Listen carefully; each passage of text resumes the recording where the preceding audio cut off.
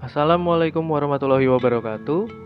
Kami dari kelompok tugas 1 BDK Malang Pelatihan Dasar CPNS Angkatan 2 tahun 2022 akan memaparkan hasil diskusi kelompok kami terkait tokoh inspiratif dari masa lalu yang menerapkan nilai core value ASN. Tokoh yang kami pilih adalah Jenderal Polisi Hugeng Imam Santoso.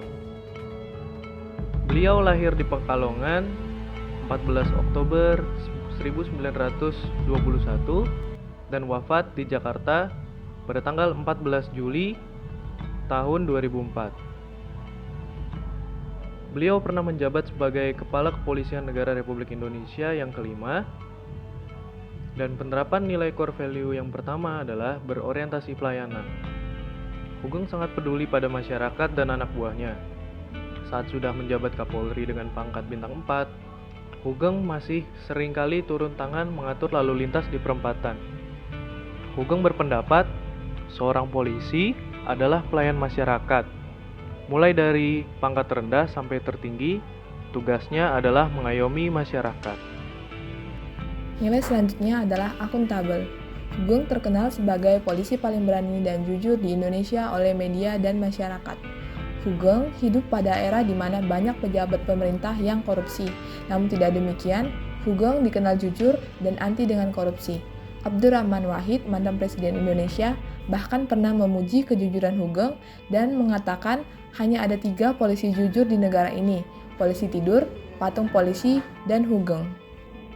Hugeng sama sekali tidak akan pernah mau menggunakan segala fasilitas kantor dan selalu mengingatkan anaknya akan hal itu. Bahkan Hugeng juga tidak pernah meminta bantuan kepada ajudannya atas urusan pribadi karena itu bukan wewenangnya. Selanjutnya ada nilai kompeten. Hugeng pernah merasakan godaan suap oleh pengusaha. Pengusaha tersebut meminta agar Hugeng tidak melanjutkan kasusnya ke pengadilan dan menyuap dengan barang-barang mewah. Namun tidak peduli siapa backing penyelundupan tersebut, hadiah-hadiah tersebut dikembalikan oleh Hugeng. Nilai selanjutnya harmonis. Jenderal Hugeng beranggapan bahwa ketika berada di tengah masyarakat, polisi tetaplah polisi tanpa memandang kedudukan dan pangkatnya. Bagi Hugeng, seorang jenderal polisi tak berbeda dengan seorang petugas polisi di lapangan. Hanya kewajiban dan tanggung jawabnya yang lebih besar. Jenderal Hugeng tidak malu untuk membantu bawahannya mengatur lalu lintas. Hal ini membuat lingkungan kerja menjadi lebih harmonis karena tidak membeda-bedakan pangkat dan jabatan. Nilai selanjutnya loyal. Selama hidupnya, Hugeng tetap memegang prinsip kejujuran. Bahkan saat dilantik sebagai Kepala Jawatan Imigrasi, Hugeng meminta istrinya menutup usaha toko bunganya agar tidak terjadi benturan kepentingan antara usaha istrinya dengan jabatan yang ia emban. Selain itu, saat pendudukan Belanda berlangsung di Indonesia, Hugeng diperlakukan baik oleh Nica dan dibujuk untuk bekerja di sana. Namun, beliau menolak karena setia kepada NKRI. Hugeng juga sempat keluar dari institusi kepolisian pada tahun 1965 karena diangkat menjadi Menteri Iuran Negara. Namun, saat tugasnya sudah selesai, ia kembali ke kepolisian karena beliau sangat loyal dan mencintai institusi tersebut. Nilai nomor 6 yang dimiliki oleh Jenderal Hugeng adalah nilai adaptif. Tak lama setelah diangkat menjadi Kapolri, Hugeng melakukan perubahan struktur organisasi di tubuh kepolisian. Istilah Angkatan Kepolisian RI diubah menjadi Kepolisian RI atau Polri.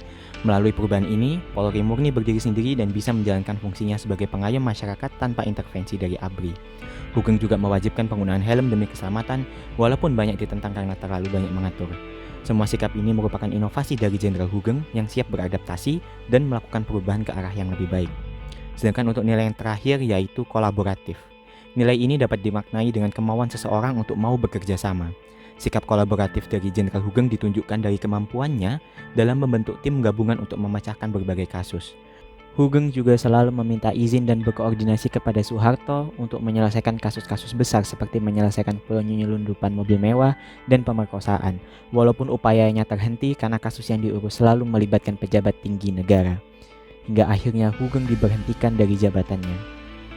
Semoga kisah dari Jenderal Hugeng ini dapat kita terapkan di kehidupan sehari-hari serta dalam pekerjaan kita, kaitannya dengan nilai berakhlak, terutama dalam hal integritas. Terima kasih. Wassalamualaikum warahmatullahi wabarakatuh.